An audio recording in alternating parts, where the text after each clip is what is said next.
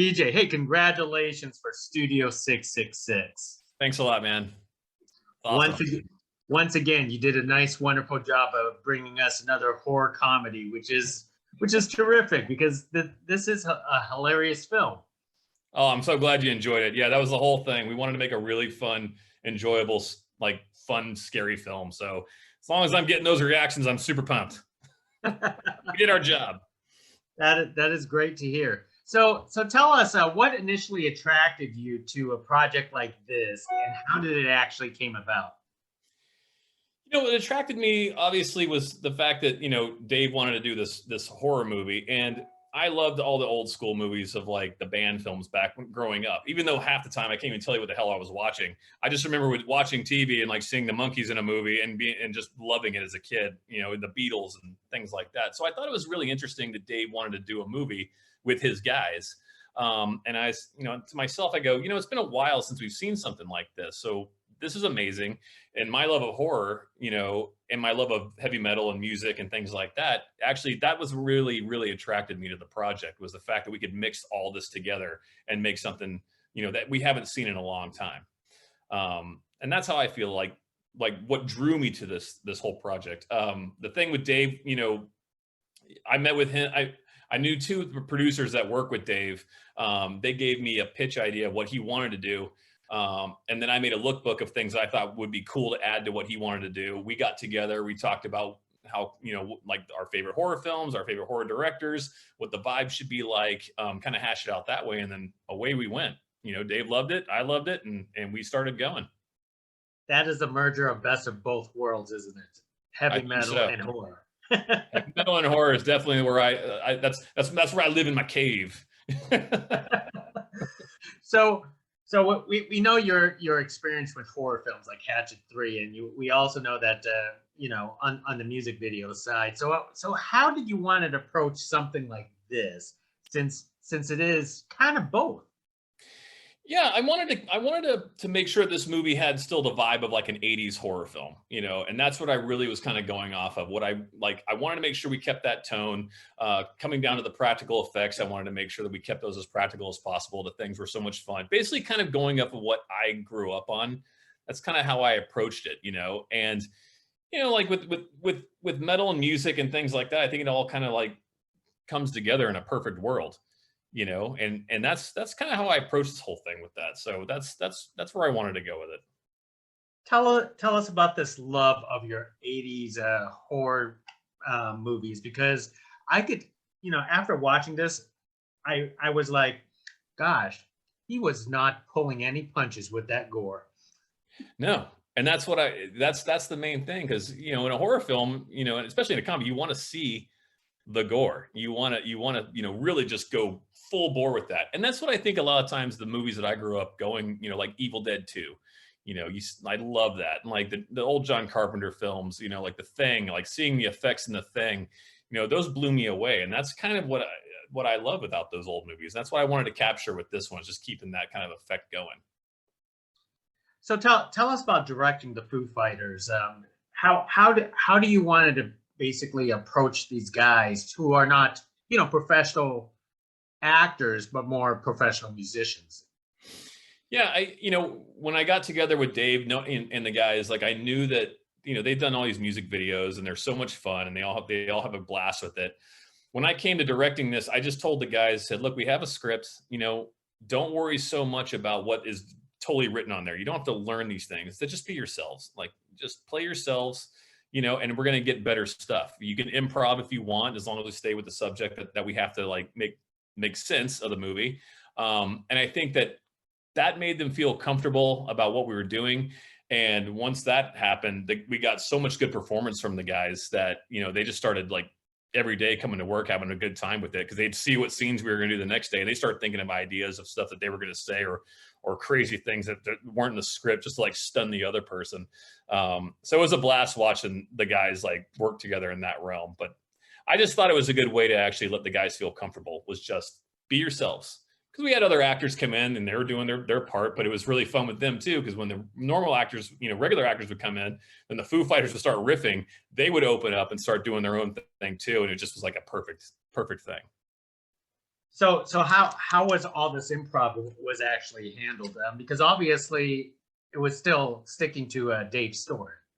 Yeah, I mean, we still stuck to the script. If I felt like people were going offhand, I would like yell out while we were filming, like, "You gotta say this, Pat. You gotta say this, man." You know, because we have to talk about what's coming up next, or it's like a certain subject matter that makes sense to what's coming up. You know, we made sure we still followed the script. We just, if they wanted to say something that was offhand or whatever, we would let them go with that, as long as it didn't go too crazy. You know, so we didn't want it to not make sense. And how did you guys handle those jam sessions? Did you just let Dave and the Foo Fighters take control of those, or do you guys actually have like a plan it all out? Dave and the guys, they actually had the song made. So we already knew what the song was going to be. And so I planned out each section because the song has so many different changes in it. So the actual song that we use is about 12 minutes long in reality. But it has a bunch of different change ups, from like stoner metal to black metal to punk rock, you know, to acoustic. And in the script, I would choose where Dave's mentality, or where his vibe was, or what was happening with him, and I would choose certain elements, certain spots of what that tone of the music he was showing the guys was going to be. So we did have a set planned song, and I just broke it up into pieces of where we wanted to put those pieces in the movie. So there isn't a 47-minute song out there, as the movie suggests, or 43 or 47. I don't know if there is or not. Let's just be honest. There may be something happening. I don't know. Tell about this lovely location of this house in Encino, or we say it's Encino. It's Encino. It totally is. The house is where they actually they recorded Medicine at Midnight. So when I was meeting with Dave and the guys, they were still recording that album. They were starting to finish it up. So the cool thing was that I got to walk through and see where they actually had all their instruments set up and how they were doing the recording in this house in different rooms and where things were. So it was very familiar for the guys. So we kind of set up almost the same way that they set up during their actual recording. So they basically, like, once they got done recording the album, we got rid of all their stuff that, you know, like the mixing boards and things like that they were using. Then we brought in all our prop stuff, but we kind of set up in a way where it was very familiar. So the guys, like, you know, they felt at home. And the cool thing about the house too was the fact that, like, you know, during pre-pro, while the guys were recording, I could walk around this whole house and come up with ideas of where we're going to shoot certain things, or sometimes you don't get that. So I actually got to really like have a lot of pre-planning just from being at the house. So it sounds like you have a total collaboration with the band. It sounds like they have a lot of input in this movie overall. Oh yeah, I mean, every day we would come up with different ideas. Like I would come up, we knew our setting and what was going to go on, but it was always great to hear the guys' ideas of what they would say, you know, and sometimes they'd be like, yeah, but that's not going to make sense here. Or yes, yeah, say that because that's hilarious. And I love what you're going to do there. It was a big collaboration of working together. So we, you know, everybody felt great about what they were doing, even down to the crew that we had on the set. It was amazing. You know, again, I always say the crew was very happy about what they were doing. I had so many people come up to me saying this was the best project they'd ever worked on, and that meant a lot to me. You know, is it because it's the most offbeat and funnest project you ever work on? It's definitely one of them. I will say there's only a few jobs that I've done, you know, out of all the things that I've done, where I've actually been like, I really hope this doesn't end because it's just too much fun. You know, like I remember, like, MacGruber was one of them. I was camera operator on that. There's a movie called Pop Star that I did that was also a movie that I just was a camera operator on, that we were just laughing the whole time. And I felt like that's what we were getting out of this movie. You know, as I was directing this one, the crew was having so much fun. The guys were having so much fun. Everybody just, every day we're just laughing and having a good time. And that's really what you want when you're making a movie. Everybody being happy. You don't want a bad crew, sad crew. That's not fun. So what was the greatest challenge for you on a production like this that has so much fun left and right?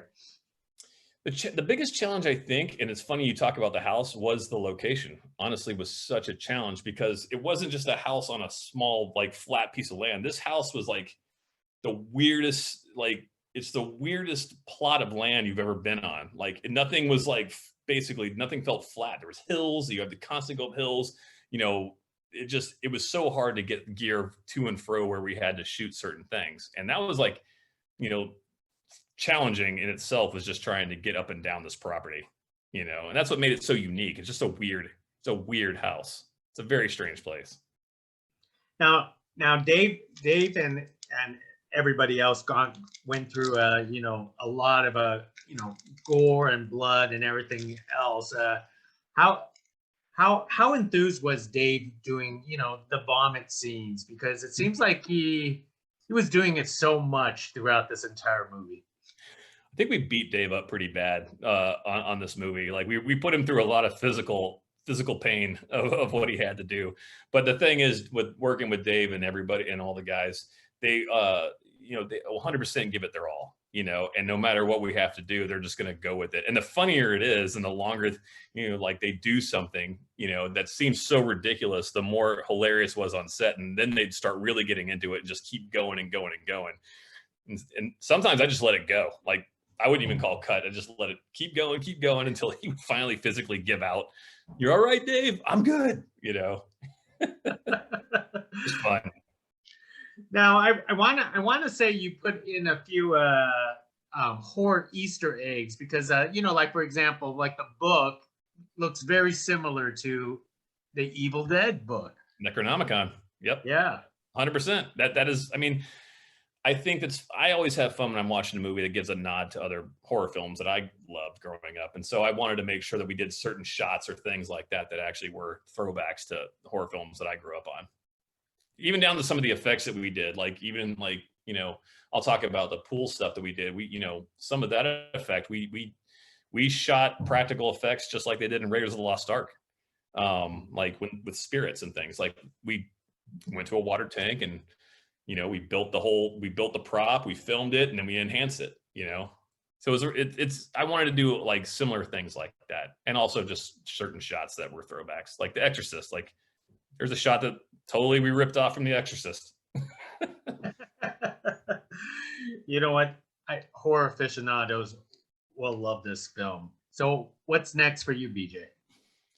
I don't know. I'm reading a bunch of different scripts. I'm hoping to see where everything takes us and takes me. And you know, I would love to do some more horror films, you know, action films, action horror films, you know, whatever. I'm up for whatever. So hopefully the next project is somewhere along the lines of that. I don't think I'll ever do romantic comedies or anything, but never say never. Who knows?